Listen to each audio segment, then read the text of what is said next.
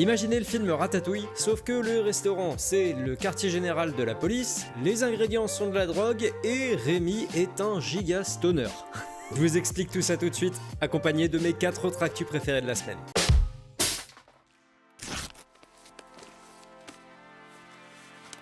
La police de la Nouvelle-Orléans, en Louisiane, est à la recherche d'un nouveau quartier général pour leurs forces de l'ordre. En effet, il semblerait que leur bâtiment soit devenu complètement vétuste, rempli de moisis, de rats, de cafards, etc. Bon, en soi, je vois pas trop de quoi ils se plaignent, hein. En France, on appelle ça juste un bâtiment de l'administration publique. Mais bon, eux, ils cherchent à déménager. Bah ouais, parce qu'apparemment, au point où ils en sont, déménager l'entièreté de leur quartier général pourrait coûter beaucoup moins cher que d'effectuer des travaux de rénovation qui pourraient monter à un prix estimé de plus de 30 millions de dollars. Et là où je voulais en venir, c'est que pendant une audience récente concernant le projet de déménagement, la superintendante Anne Kirkpatrick a déclaré que leur salle de pièces à conviction était elle aussi compromise par des rats qui apparemment s'en donnent à cœur joie et s'attaquent à tous les consommables possibles et imaginables, y compris les drogues.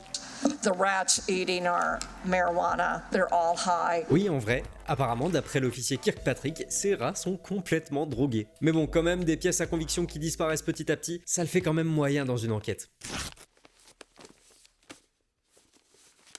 Un vol plutôt original a eu lieu dans la ville de Lincoln, au Nebraska, où une femme aurait volé pour pas moins de 28 000 $ de marchandises. La marchandise en question ?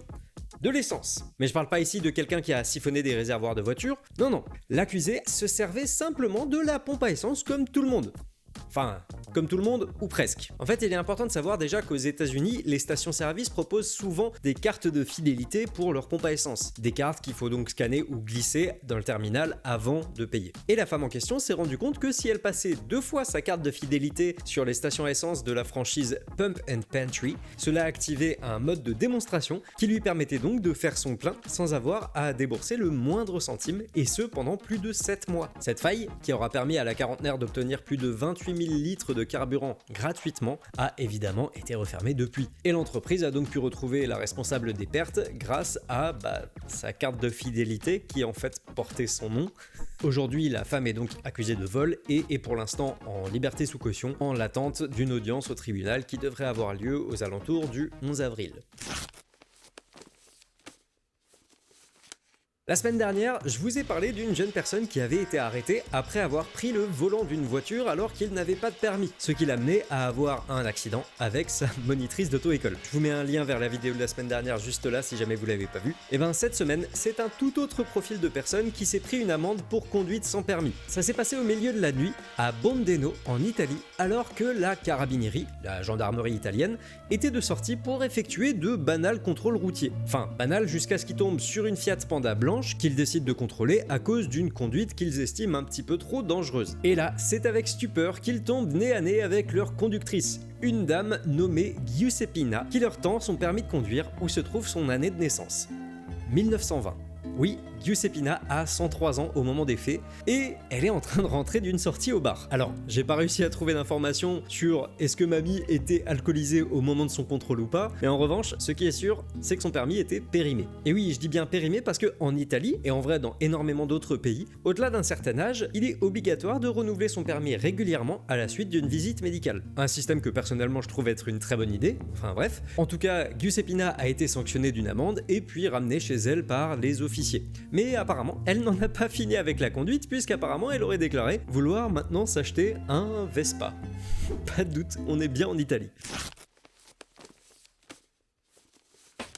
Vous êtes prêts? On va parler foot. Oui, moi, Franck, grand passionné de soccer que je suis, je vais vous parler de foot. Plus sérieusement, je voulais vous montrer les nouvelles tenues que porteront les équipes belges lors de leurs matchs internationaux. Un haut bleu ciel avec un petit col blanc, un short marron et des chaussettes montantes blanches. Alors oui, c'est pas des couleurs franchement intimidantes, mais leur choix n'est pas si anodin que ça. Et d'une certaine manière, même, elles représentent très bien la Belgique. Pourquoi? Eh ben parce que celles-ci sont en fait un hommage à Hergé, le célèbre auteur de bande dessinée belge, et son personnage encore plus célèbre, Tintin. Et du coup, quand on met la tenue côte à côte avec le personnage, c'est clair que ça saute un petit peu plus aux yeux. Un petit clin d'œil qui, j'avoue, moi, m'a apporté un grand sourire, étant donné que Tintin, c'est vraiment une grosse partie de mon enfance. D'ailleurs, il y a une adaptation jeu vidéo des Cigares du Pharaon qui est sortie l'année dernière, si je me trompe pas, et j'en ai entendu du bien, mais je m'y suis pas plongé dedans. Donc si vous y avez joué ou que vous avez regardé quelqu'un y jouer sur Twitch ou j'en sais rien, bah dites-moi ce que vous en avez pensé en commentaire. Au Zénith de Limoges, le week-end dernier, un événement bien particulier s'est tenu, le Symposium Exovision. Derrière ce nom aux apparences de rite sectaire se cache quelque chose qui n'en est franchement pas très loin. Une convention autour de la présence d'extraterrestres sur Terre et de la communication avec ceux-ci. D'après des journalistes infiltrés, parce que oui, étrangement, aucun média n'était accepté dans la salle, la convention aurait commencé par une nacelle descendant du plafond du Zénith, tel un ovni atterrissant sur Terre, accompagné d'un message audio. Bonjour, peuple de Gaïa. Je m'appelle Mantara. Ma fonction d'agent de liaison m'emmène à visiter de nombreuses planètes et à côtoyer diverses espèces. Ceci est notre premier contact de masse avec votre humanité. Nous sommes un peuple amical et bienveillant.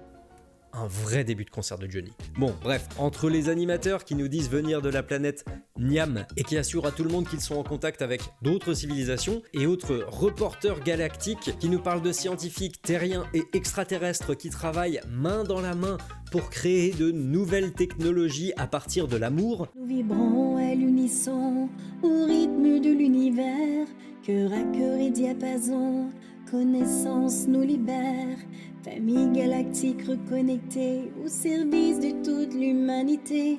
La sagesse pour nous guider, tous les règles sont respectés. Je crois quand même que le truc le moins crédible de cet événement, c'est qu'ils s'attendaient quand même à ce que plusieurs milliers de personnes se rendent sur place et acceptent de payer entre 150 et 190 € pour 3 jours de ces conneries. Ah non, mais il y avait vraiment des milliers de personnes, hein ?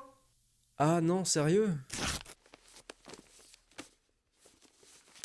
Le 29 mars marquera l'anniversaire de la redécouverte d'un monument tout aussi impressionnant qu'étrange et fascinant. L'armée de terre cuite du premier empereur de Chine, Qi Shi Huangdi. C'est un agriculteur nommé Yang Zifa qui a fait la découverte du monument alors qu'il cherchait simplement un endroit pour creuser un puits sur ses terres. C'est en mettant un coup de pelle dans le sol que l'homme est tombé sur une des statues. Loin de se douter qu'elle n'était que la première de ce qui allait être plusieurs milliers de statues. Aujourd'hui, 50 ans plus tard, ce sont plus de 8000 statues en terre cuite à taille réelle, chacune avec un visage et des détails qui leur sont uniques, qui ont été découvertes, réparties dans plusieurs fosses. Et certains pensent qu'il reste d'autres fosses à découvrir. Et oui, le plus fou dans tout ça, c'est que cette œuvre parfaitement titanesque ne serait qu'une petite partie d'un monument érigé suite au décès de l'empereur, dont la taille totale est estimée à près de 100 km².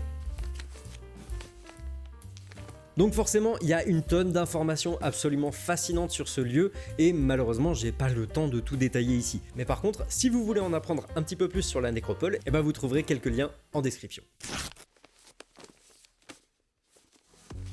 Amateurs de frissons, cette semaine j'ai pensé à vous car ma reco se tourne vers le cinéma pour un des meilleurs films d'horreur que j'ai pu voir en salle ces dernières années. Sleep, le premier long métrage de son réalisateur Jason Yu, nous raconte l'histoire d'un couple coréen relativement ordinaire qui voit ses nuits paisibles virer au cauchemar pour des raisons que, évidemment, je ne vais pas évoquer ici. Non, en vrai, moins vous en savez, mieux c'est. Et moi, perso, je l'ai vu au cinéma sans avoir la moindre idée de ce que j'allais voir. Et franchement, c'était une excellente surprise. Du coup, c'est sorti en salle le 21 février de cette année.